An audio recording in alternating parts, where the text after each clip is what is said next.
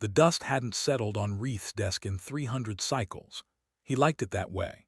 Every particle told a story, held memories of documents long filed away into the deep archives. His fingers traced the spines of data crystals, each one containing fragments of galactic history that most people had forgotten. Today, he pulled one marked with symbols so old that even the translation matrix struggled to read them. The crystal hummed to life, projecting images across his small office. Reith leaned forward, his three eyes widening.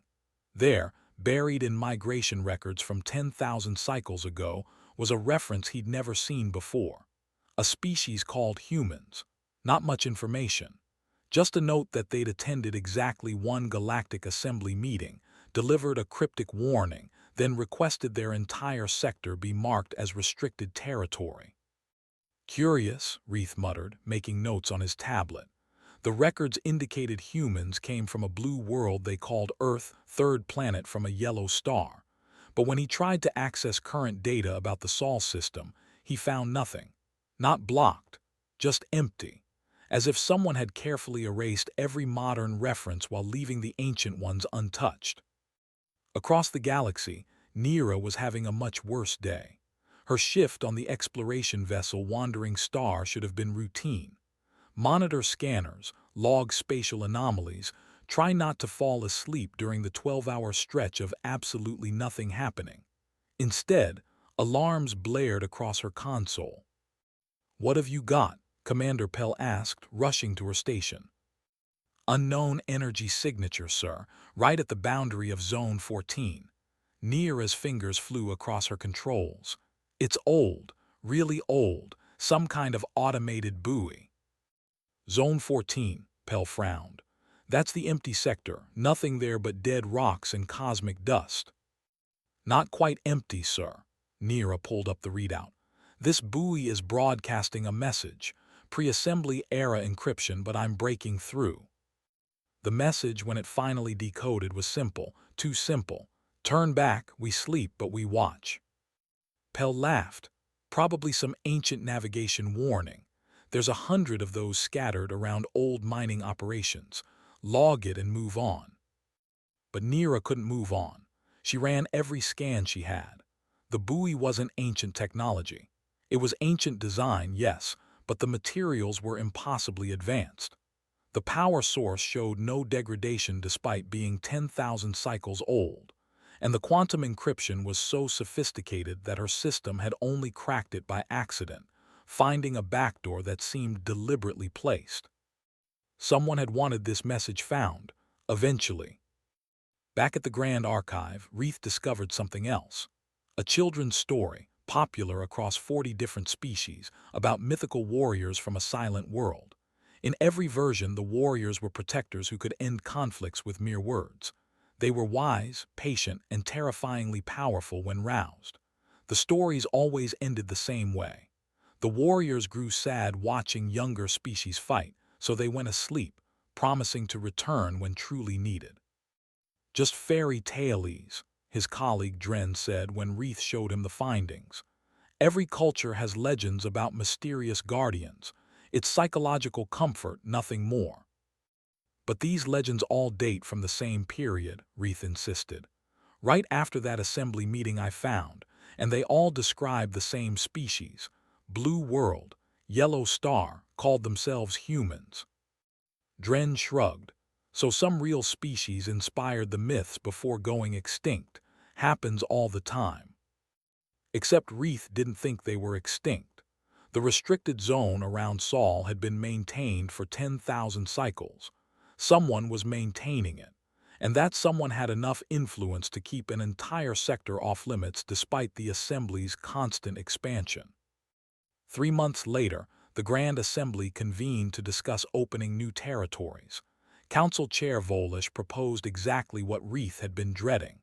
Zone 14 represents virgin expansion opportunities. Thousands of systems, untapped resources, potential colony worlds. The ancient restriction has no legal basis under current charter. I move we lift it immediately. The vote wasn't even close. 40 species voted yes, 3 abstained, none voted no. Reith tried to speak, but junior archivists had no voice in assembly sessions.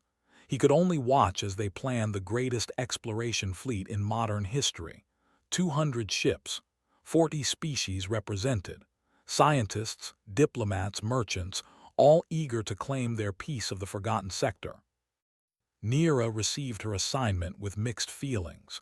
The Wandering Star would lead the scientific survey team. It was an honor, a career-making opportunity. So why did she feel like they were making a terrible mistake? She pulled up her personal files on the mysterious buoy. Since that first discovery, she'd found 3 more, all broadcasting the same message, all using the same impossible technology, and all positioned in a perfect sphere around something at the center of Zone 14, around the Sol system. We sleep, but we watch. The fleet gathered at Assembly Station Prime, the largest construction in known space. Ships from every corner of the galaxy, each crew excited about the adventure ahead. Neera stood at her viewport, watching vessels dock and undock, and couldn't shake the feeling that they were children playing with matches. Admiral Grant commanded the military escort, 50 warships, just in case they encountered pirates or spatial hazards. He gave a rousing speech about bravery and discovery. His crew cheered. Neera noticed he never once mentioned the possibility that the zone was restricted for a reason. As the fleet prepared to depart, Reith sent a final message to every ship, a data packet containing everything he'd found about humans. Most captains deleted it as irrelevant historical trivia. Neera read every word, and her unease grew deeper. The last line of Reith's message stuck with her. These weren't myths who left. These were people who chose to leave, and people who choose isolation should probably be left alone. But it was too late. The fleet jumped to faster-than-light travel, heading toward Zone 14, toward the sleeping Guardians, toward answers that the galaxy might not be ready to hear. The first thing Neera noticed about Zone 14 was the silence, not the absence of sound that was normal in space. This was different. Her sensors registered nothing. No background radiation signatures, no cosmic microwave fluctuations, no quantum foam activity. It was as if space itself was holding its breath. "Scanners are clean," her assistant Brell reported. "Too clean, I'm running diagnostics." "Don't bother," Neera said quietly. "They're working fine. Something's dampening our readings." Admiral Grant's voice crackled over the fleet-wide channel. "All ships, maintain formation. We're approaching the outer marker buoys. Science teams, begin your surveys." The fleet crossed an invisible boundary and everything changed. Neera's screens erupted with data.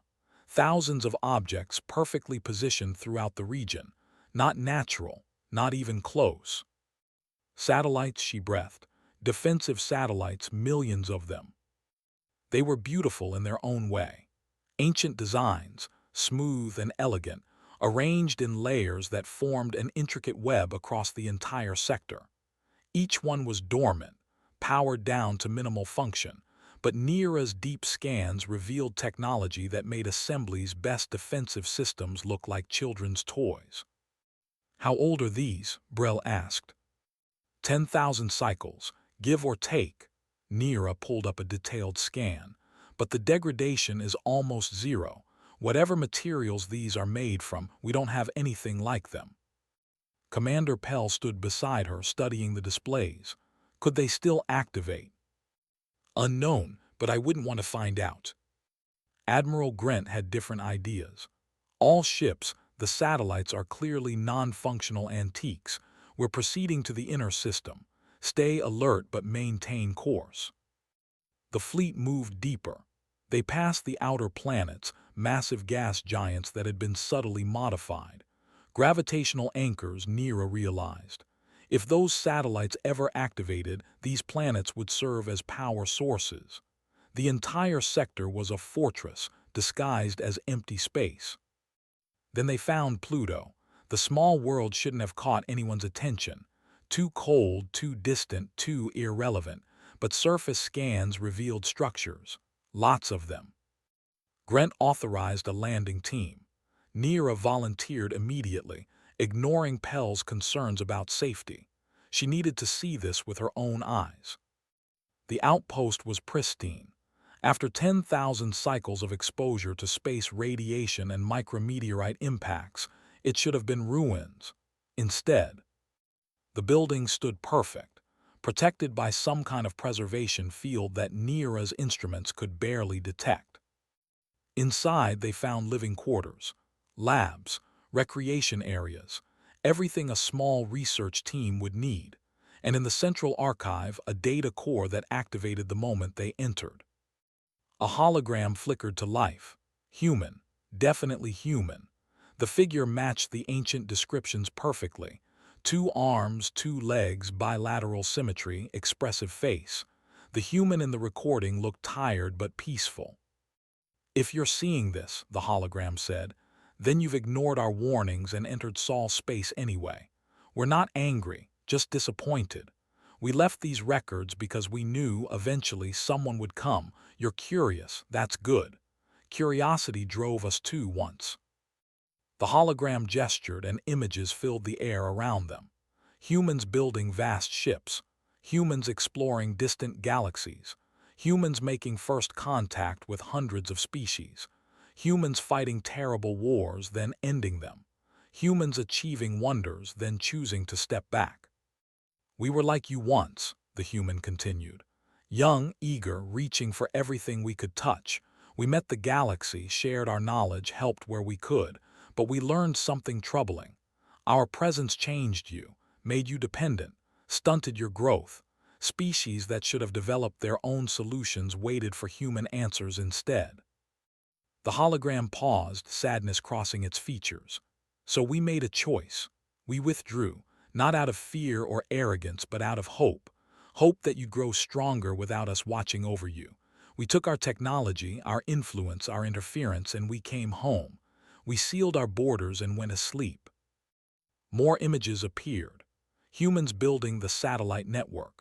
Humans terraforming Mars as a museum world.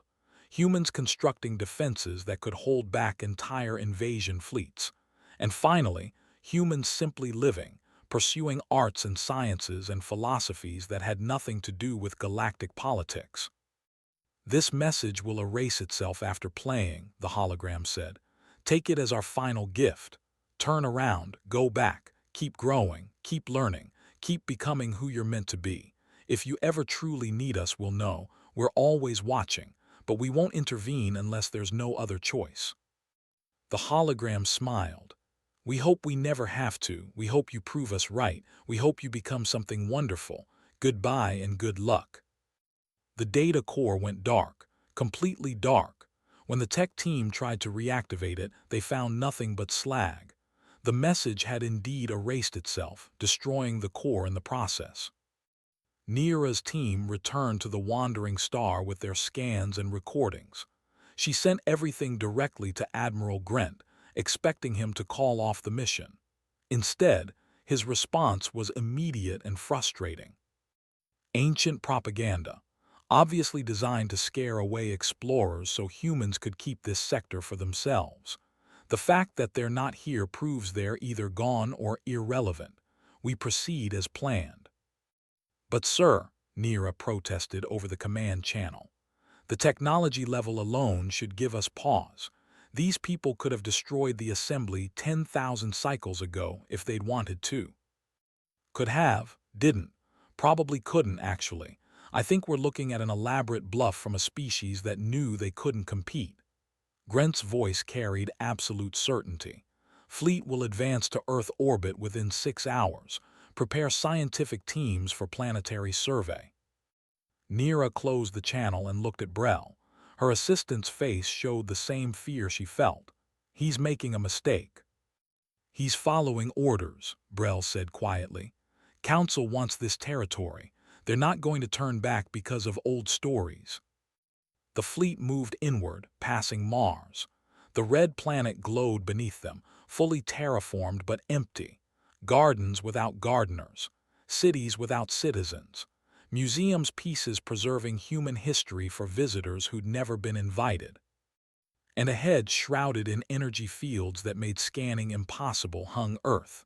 The blue world. The silent world. The world that was definitely, absolutely, watching them approach. The voice came through every speaker simultaneously, not broadcast, not transmitted, simply there as if space itself had learned to speak. "Hello, travelers, welcome to Saul. We were hoping you wouldn't come." 200 ships stopped moving, not through pilot action. The propulsion systems simply stopped responding, holding every vessel in perfect formation.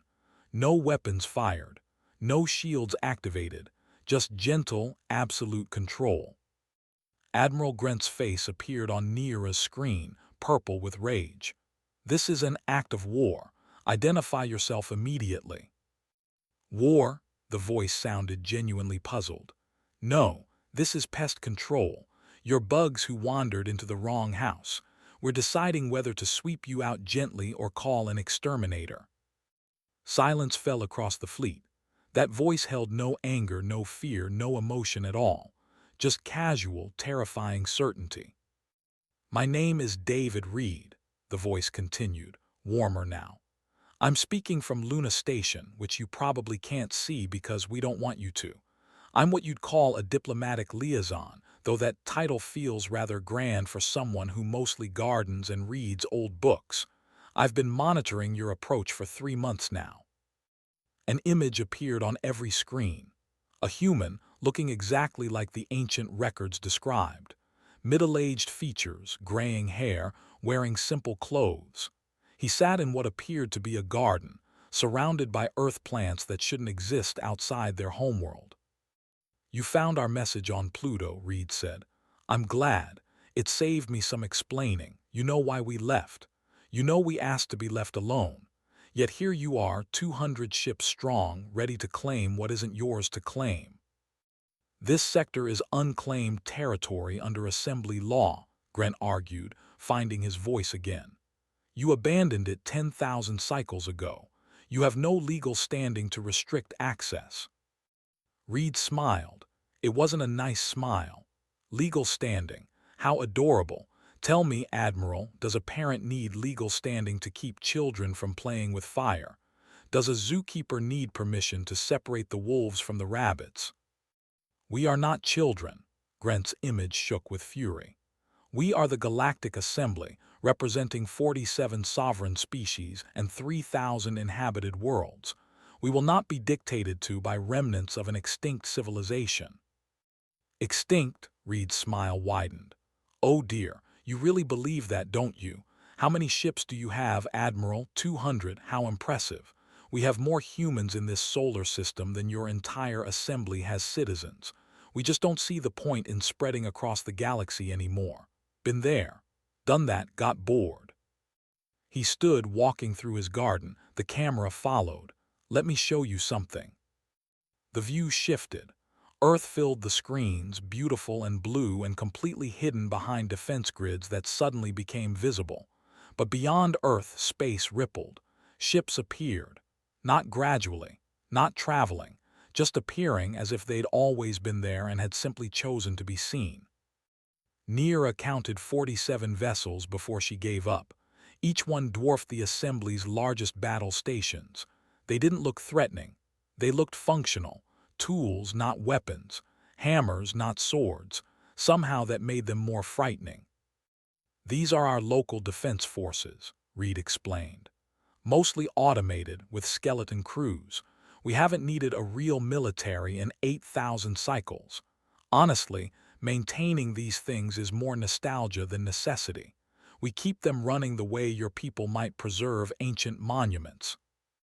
"Impossible," Grant whispered. "No species could build that many ships of that size. The resources alone would strip entire star systems." "You're thinking too small," Reed said gently. "We don't mine asteroids, Admiral. We make atoms dance and become whatever we need. We don't harvest resources. We convince matter to rearrange itself. It's really quite simple once you understand that physics is more like poetry than mathematics." One of the human ships moved. Not accelerated. Moved. Reality bent around it, and suddenly it was next to the wandering star. Neera's instruments screamed with impossible readings. "That's the Providence," Reed said. "Science vessel, completely unarmed, crew of 4. Would you like to meet Captain Ruth Wang? She's been dying to chat with actual aliens. We don't get many visitors." "We demand you release our ships immediately." Grant tried to sound authoritative. It came out desperate. "Demand," Reed's voice went cold. "You demand, you invade our home, ignore our warnings, dismiss our history. And then demand we accommodate your illegal entry. Admiral, I'm trying very hard to be patient here. My colleagues wanted to simply delete your fleet, convert all those ships into hydrogen and send you home in escape pods as a lesson. I argued for diplomacy. You can't just murder entire crews." Someone shouted over the command channel. "Murder?" Reed looked confused. No, nothing so crude. We'd simply disassemble your vessels and deposit your people safely at the nearest assembly station. No one would die. We haven't killed anyone in millennia. Death is so terribly final, and we've learned that people can change. But ships are just metal and circuits. We're very good with metal and circuits." Neera found herself speaking before she could stop herself. "Why did you really leave? The message said we needed to grow, but that's not the whole truth, is it?" Reed's image focused on her screen. His expression softened. "Smart question. What's your name, young one?" "Neera, Science Officer, Wandering Star." "Hello, Neera, you're right, that wasn't the whole truth." Reed sat back down in his garden. "We left because we were dangerous, not to you, to ourselves. We'd solved every problem, conquered death, eliminated scarcity, achieved perfection in 1,000 fields, and we were dying inside because of it. We'd become gods, and gods get bored. Bored gods do terrible things." He looked directly at the camera. "So we came home, we built our garden, we turned inward and found infinity there. We've spent 10,000 cycles exploring consciousness, creativity, and meaning. We've learned more in isolation than we ever did conquering the galaxy. And we're happy. Genuinely, completely happy. That's what we wanted for you too. Find your own happiness, your own meaning, without us looming over you, showing you what's possible, making you feel inadequate." "So what happens now?" Neera asked quietly. Reed sighed. "Now you leave. You tell the assembly that Sol is occupied by a species that wants no contact. You explain that we're not a threat unless threatened, and you never, ever come back unless you're invited." Admiral Grant made his final mistake at precisely 1400 hours, station time. His flagship, the triumphant, charged weapons targeting the human vessel Providence. Every officer on the bridge tried to stop him. He overrode them all. "If we show weakness now, we show weakness forever," Grant said. "Fire." The plasma cannons discharged. Brilliant orange bolts crossed the space between ships.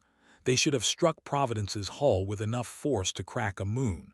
Instead, the bolts simply stopped, hung in space, then reversed direction, moving backward through time until they unfired themselves back into the Triumphant's weapons.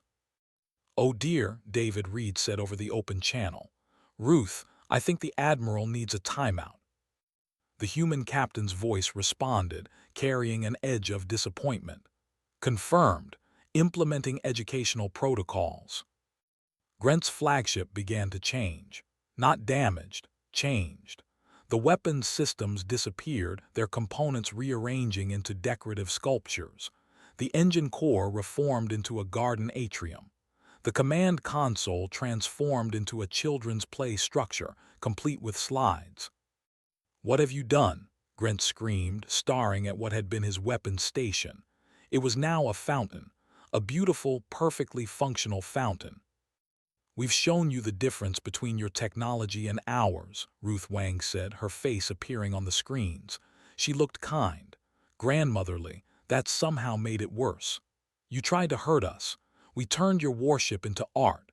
That's the gap you're dealing with, Admiral. We don't fight wars, we edit reality." Across the fleet, chaos erupted. Some captains tried to flee. Their engines wouldn't respond. Others attempted to establish combat formations. Their tactical systems displayed only poetry. A few tried to communicate with assembly command. Their messages turned into recipes for decent pasta sauce. "Stop this," Council Chair Volish's transmission broke through. "This is barbaric. You can't just override our systems." "Barbaric?" Reed's voice carried genuine surprise. "No one's been harmed. No one's even been scared, really. We've just made your toys stop working. Would you prefer we demonstrate actual barbarism? We remember how. The memories are unpleasant but accessible." Neera watched her own instruments carefully. Unlike the military vessels, the Wandering Star still had full functionality. "They're only affecting the warships," she told Commander Pell.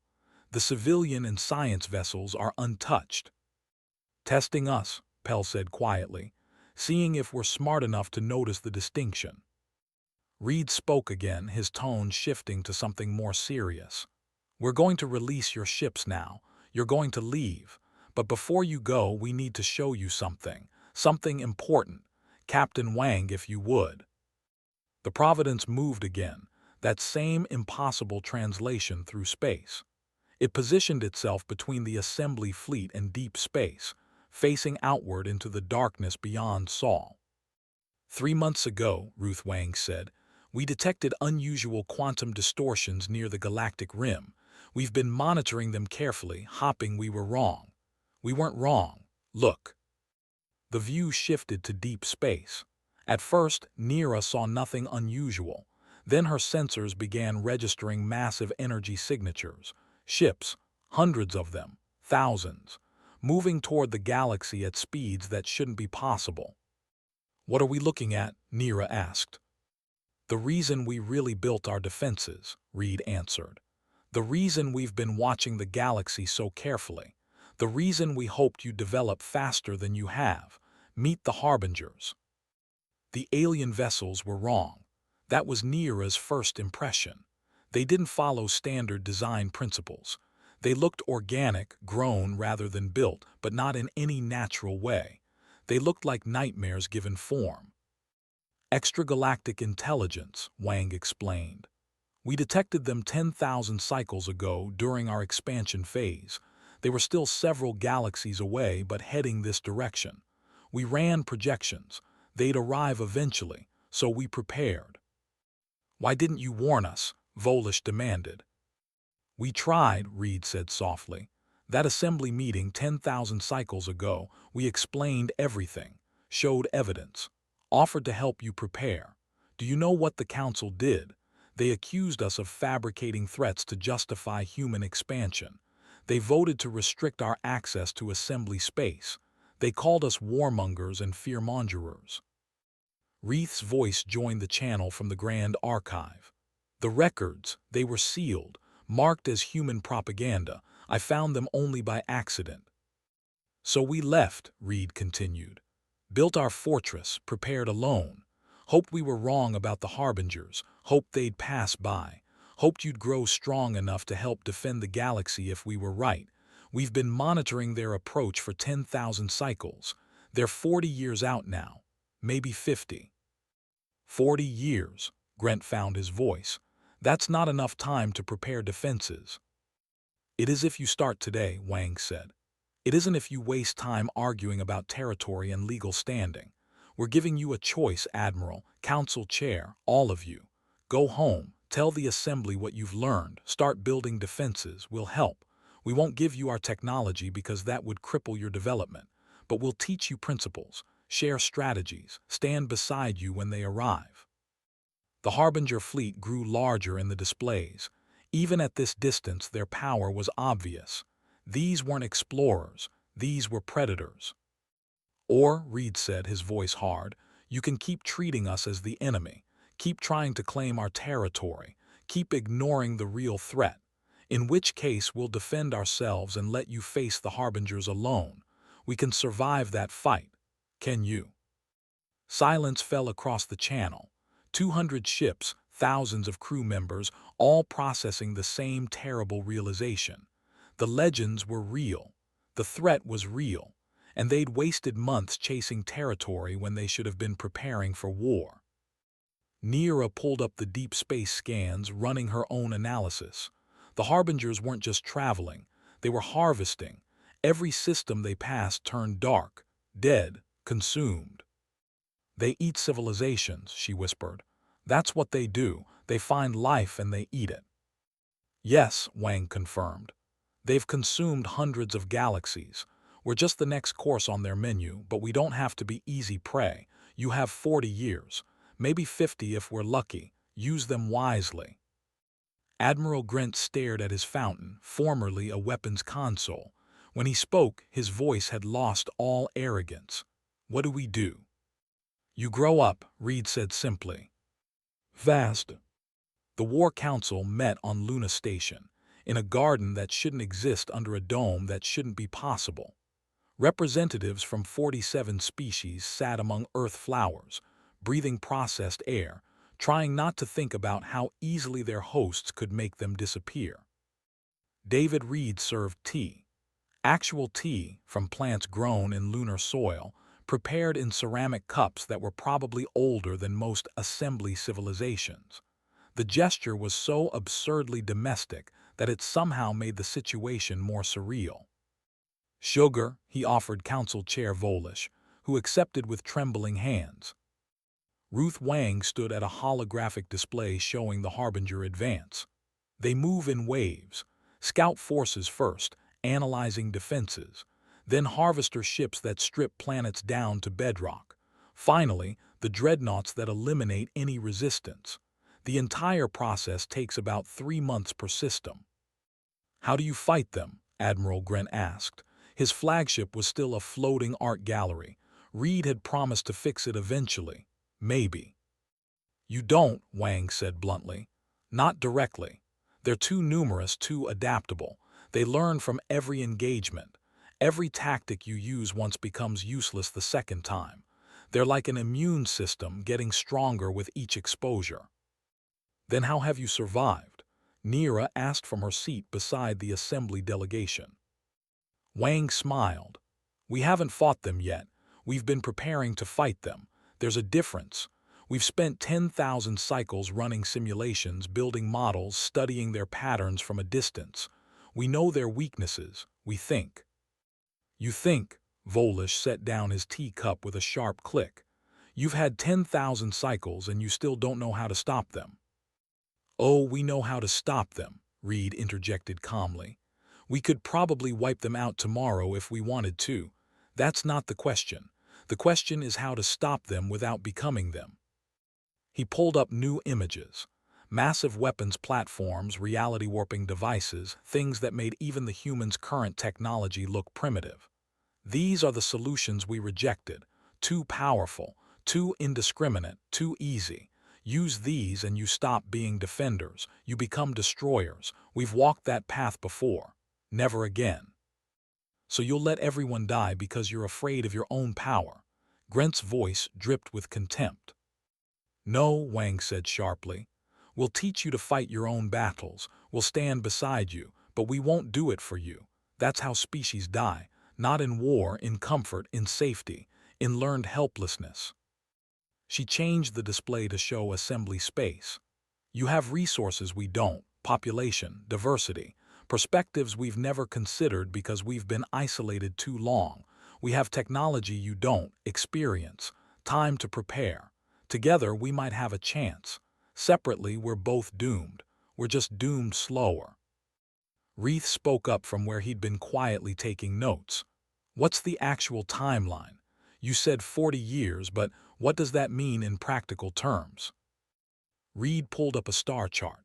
"The Harbingers are currently harvesting the Andromeda Galaxy. They're thorough. They'll finish there in approximately 38 years. Then they'll make the jump to our galaxy.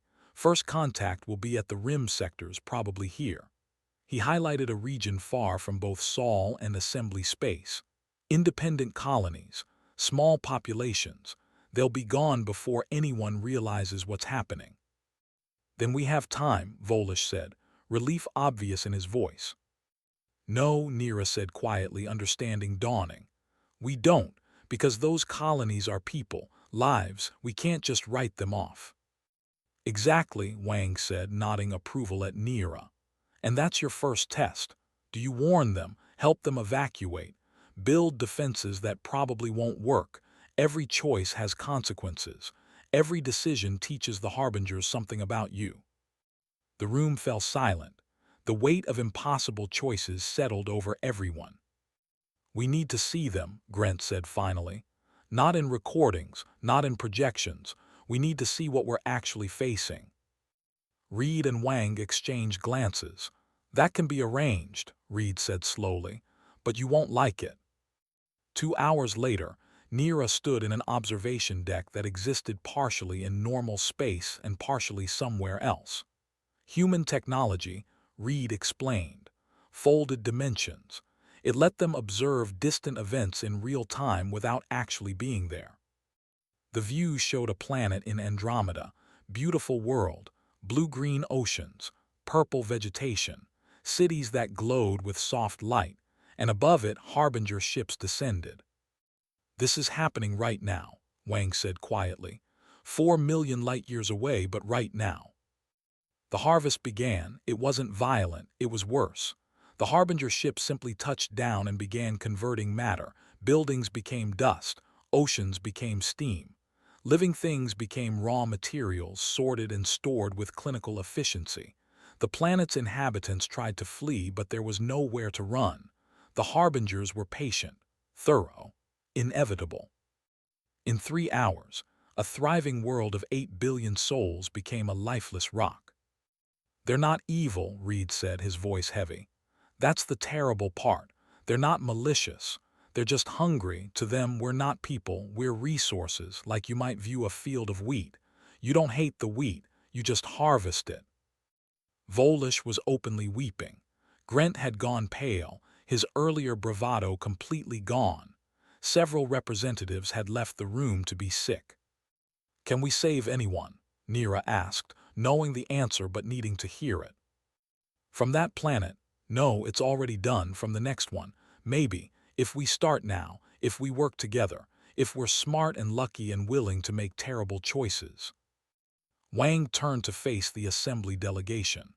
You came here looking for territory. You found a war instead. Welcome to the real galaxy. It's bigger than your politics, bigger than your pride, and it's coming whether you're ready or not. She gestured at the dead world below. So here's your choice. Go home, prepare, unite, or go home, argue, fragment, and die like they did. The harbingers don't care which you choose, but we do. We're tired of being alone. We're tired of watching species die because they're too proud or too scared to ask for help. Reed stepped forward. The assembly has spent 3,000 cycles believing the galaxy is safe. It isn't. It never was. You were just lucky. That luck is running out, but you're not facing this alone. We're here. We've been here. We'll keep being here if you'll have us. Silence hung in the observation deck. Outside, stars burned. Inside, the future balanced on a knife's edge. The Grand Assembly convened 3 weeks later. Every species, every colony, every independent station. The chamber held 10,000 representatives, and for the first time in recorded history, every single seat was filled. David Reed stood at the podium, a human among aliens, feeling the weight of 10,000 years pressing down on his shoulders. Ruth Wang stood beside him, steady and calm. Behind them, a display showed the Harbinger advance, updated in real time. Thank you for coming, Reed began. His voice carried to every corner of the chamber without amplification. Human technology subtle as always.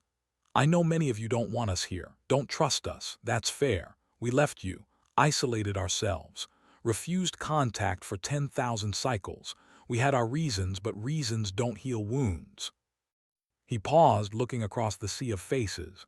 So many species, so much diversity, so much potential. Ruth and I are old, he continued. Really old. We remember when humans first left Earth. We remember meeting the galaxy. We remember the wars, the mistakes, the triumphs. We remember deciding to leave. That decision haunts us. Every species we could have helped. every catastrophe we could have prevented, every life we could have saved. But you chose not to, someone shouted from the audience. You chose comfort over duty. Yes, Reed said simply. We did, and we're sorry, but understanding why we left might help you understand what we're facing now. Wang took over, her voice strong despite her apparent age. Humans got too good at solving problems. We could cure any disease, fix any disaster, win any war. Other species stopped trying. They'd call us instead, ask us to fix things. And we did because we're helpers by nature, but you know what happened? You stopped growing. We stopped growing. Everyone became dependent on human solutions to human problems. The galaxy was dying of comfort. So we made a hard choice, Reed said. We left. Not because we didn't care, because we cared too much. We wanted you to struggle, to fail, to learn, to become strong on your own terms. And you did. The assembly exists because we weren't there to do it for you. You built something we never could have built. Something beautiful and diverse and uniquely yours. He changed the display to show assembly achievements. Art, science, diplomacy, culture. You did this without us. That's incredible, but now the harbingers are coming and struggle won't be enough. You need help. We're offering it, not as saviors, as partners. Volish stood, his earlier hostility gone. What do you propose? Joint Defense Network, Wang said. Human technology, assembly production. We teach you the principles. You build the applications. We share our predictive models. You share your tactical creativity. We provide the fortress. You provide the army. Admiral Grant rose from his seat, humbled but not broken. My fleet is obsolete. I understand that now, but we have millions of trained personnel, billions of potential recruits. What can we do? Everything, Reed said with genuine warmth. You think our technology makes you irrelevant. Wrong. We can build better weapons, yes, but we can't be everywhere, can't think of everything, can't adapt like you can. The harbingers learn from patterns. They'll study our tactics, our technology, our thinking. But 47 species think 47 different ways. You're the variable they can't predict. Nira stood from the science section. What about evacuation, the rim colonies? Already started, Wang said. Human vessels are moving refugees now, but we're not forcing anyone. Some colonies want to stay, fortify, fight. We're helping them too, their choice, their lives. We just provide options. The debate raged for hours. Some species wanted human technology immediately. Others feared dependency. Some called for preemptive strikes on the harbingers. Others advocated diplomatic contact. Through it all, Reed and Wang listened, offering information but never demanding obedience. Finally, Reed stood. The elderly archivist's voice was quiet, but everyone listened. I've studied our history, all of our histories. Every species in this chamber has legends about guardians who left, about teachers who stepped back, about parents who let their children fall so they'd learn to stand. We thought those were myths. We were wrong. They were memories, human memories, of what they gave up to give us freedom. He looked directly at Reed. You didn't leave because you were tired. You left because you loved us. That's the truth I found in the ancient records. That's the truth we need to accept. The humans didn't abandon us. They freed us. And now they're asking us to stand beside them as equals, not subjects, not dependents, equals. The chamber erupted in discussion. Gradually, impossibly, consensus formed. Not unanimous, but enough. The vote came at dawn, station time. The measure passed by a margin of 73%. The assembly would accept human partnership, would build joint defenses, would prepare for war. As representatives filed out, Nira approached Reed and Wang. Can we really win this? Honestly, Reed smiled. I don't know, the harbingers are relentless. We're making this up as we go, but you know what? That's okay, that's growth, that's life. Uncertainty means possibility. Wang put a hand on Nira's shoulder. We're going to teach you everything we know, and you're going to surprise us with things we never imagined. That's how partnerships work. That's how we'll survive, together. Above them, through the station's dome, stars burned in the darkness. Somewhere out there, the harbingers approached. But for the first time in 10,000 cycles, humans weren't facing the unknown alone. Neither was anyone else. Reed looked at the assembled delegates, at Nira's determined expression, at Grent's transformed humility, at the representatives from 1,000 worlds. The legends were real, he said softly. But here's the thing about legends. They only matter when they inspire real people to do real things. We're not your saviors. We're your allies. The rest is up to you. Nira smiled. Then let's get to work. The galaxy had woken up. The Guardians had returned, not to lead but to stand beside, not to conquer but to protect, not as legends but as people. The real story was just beginning.